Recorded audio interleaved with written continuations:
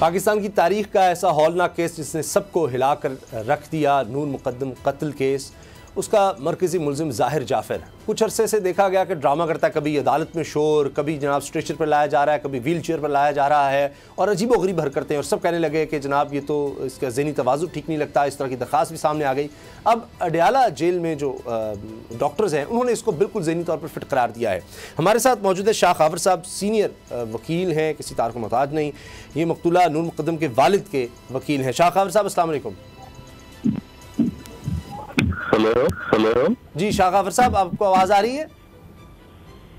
آپ کی آواز مجھے ذرا کلیئر نہیں آ رہی ہے، آپ سوال ریپیٹ کر دیجیے۔ جی میں یہ عرض کرنا چاہ رہا تھا کہ ابھی ہم نے یہ کیس میں دیکھا ہے کہ ظاہر جعفر نے بڑے ڈرامے کیے، کبھی اس کو اسٹریچر پر لایا جا رہا ہے، کبھی ویل چیئر پر، کبھی وہ عدالت میں عجیب حرکتیں کر رہا ہے، تو پھر درخواست بھی آئی کہ جی اس کا ذہنی معائنہ کیا جائے۔ اب یہ جب رپورٹ آ گئی ڈاکٹرز کی کہ بالکل فٹ ہے، تو اب تو کوئی اور راستہ نہیں رہ گیا اس کے پاس بھاگنے کا۔ اچھا، آپ کی آواز مجھے صحیح سنائی نہیں دے رہی، لیکن جہاں تک آپ نے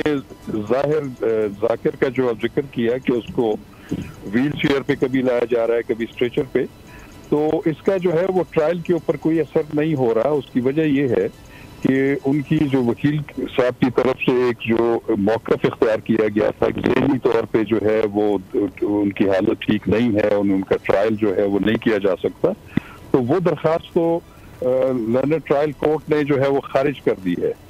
اور اس کے خارج ہونے کے بعد ابھی یہ صورتحال سامنے آ رہی ہے کہ کبھی وہ اسٹریچر پہ لایا جاتا ہے، کبھی ویل چیئر پہ۔ شاید وہ ایک تاثر قائم کرنے کی کوشش کر رہے ہیں کہ وہ ان کی صحت ٹھیک نہیں ہے، تو صحت اگر ٹھیک نہ ہو تو اس کا علاج تو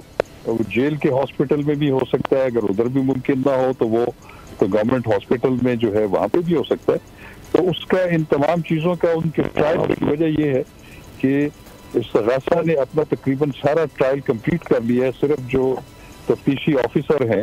ان کی ایک دن جو ہے مزید جیرا باقی ہے، اس کے بعد ڈیفنس کی شہادت ہوگی، اس کے بعد یہ کیس اپنے منطقی انجام تک پہنچ جائے گا۔ تو یہ جو رپورٹ آئی ہے ہمارے نفسیات کی بھی، اڈیالہ جیل میں جو ڈاکٹرز ہوتے ہیں ان کی کہ مکمل فٹ ہے، اس کے کیا اثرات ہوں گے؟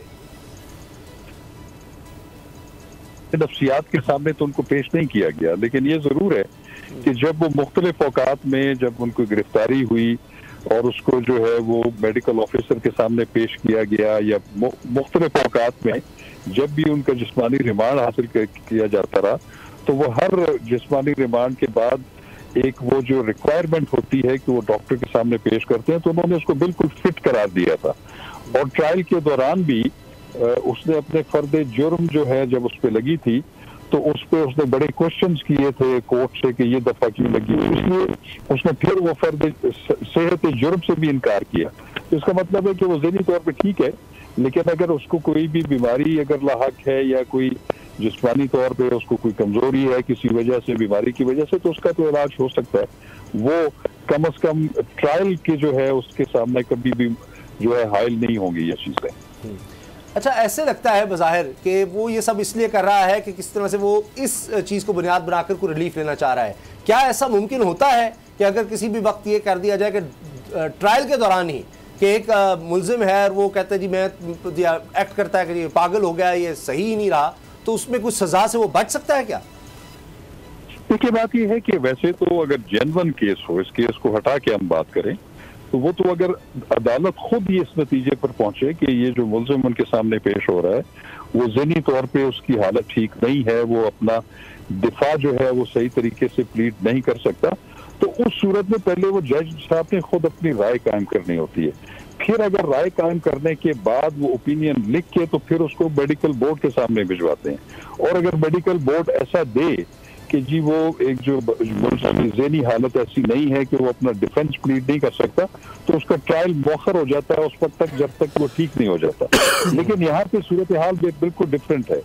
جو ان کی طرف سے ایک تو جو ذہنی مریض ہونے کی درخواست ہے وہ اس وقت گزاری گئی جبکہ استغاثہ کی شہادتیں تقریباً 95% جو ہے وہ مکمل ہو چکی تھی، تو وہ تو موقف بہت پہلے لینا چاہیے، ایسا کبھی بھی موقف پہلے نہیں لیا۔ اور اس درخواست کے اوپر فاضل جج صاحب نے ایک بڑا مفصل اور بڑا ایک لاجیکل ایک ڈیسیجن دیا ہے، جو اس پہ انہوں نے ان کی یہ جو ہے، اور انہوں نے کہا کہ یہ بالکل میرے سامنے پیش ہوتا رہا ہے اور یہ ذہنی طور پہ ٹھیک ہے۔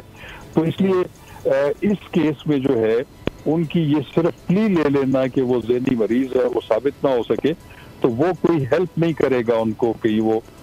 ٹرائل سے یا سزا سے بچ سکے. اچھا ایسا بھی لگتا ہے کہ آپ نے بڑے اچھے طریقے سے شاہ صاحب یہ جو جس طرح سے ابھی آپ فرما رہے ہیں سارا ٹرائل جو ہے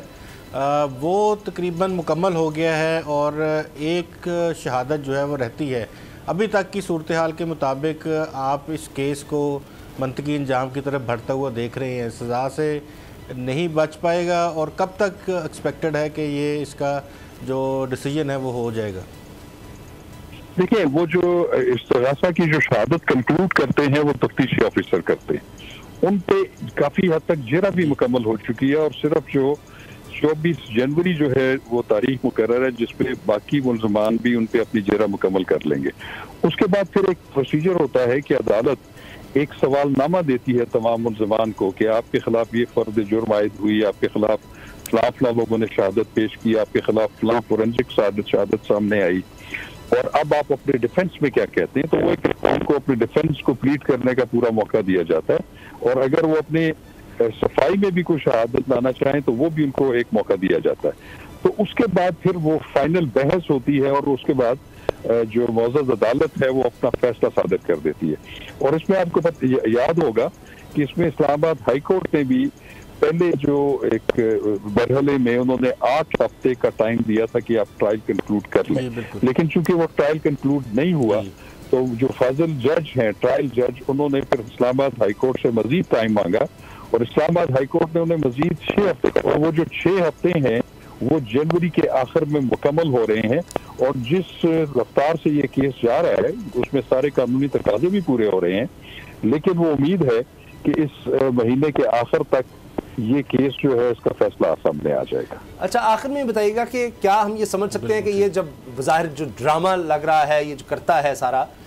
یہ اس کو نظر آ گیا ہے کیونکہ کافی یہ چالاک ہے, پہلے دن سے کہہ رہے جی میں نیشنل امریکی مجھے کچھ نہیں کہا جا سکتا, پھر ڈرامے بازیاں, اس کو لگتا ہے کہ اب ثبوت ایسے آ گئے ہیں سامنے, ویڈیو ایویڈنس ہر چیز, کہ اس کے علاوہ اس کے پاس کوئی راستہ نہیں ہے کہ کوئی ڈرامہ کرے ورنہ یہ بچ نہیں سکتا. دیکھیے بات یہ ہے کہ ابھی تک جو شہادت سامنے آئی ہے چاہے وہ واقعاتی شہادت ہے زیادہ اور اس میں جو اورل ایویڈنس آئی ہے اور خاص طور پہ جو فورنزک جو شہادتیں سامنے آ گئی ہیں, سائنٹیفک بنیاد پر اکٹھی کی گئی شہادتیں سامنے آ گئی ہیں. اور وہ دوسری اس میں امپورٹنٹ بات یہ ہے کہ وہ جو سی سی ٹی وی فوٹیج ہے اس کی بھی فورنزک جو ہے وہ پازیٹیو آ گئی ہے. اس میں جو کردار جو سامنے آئے ہیں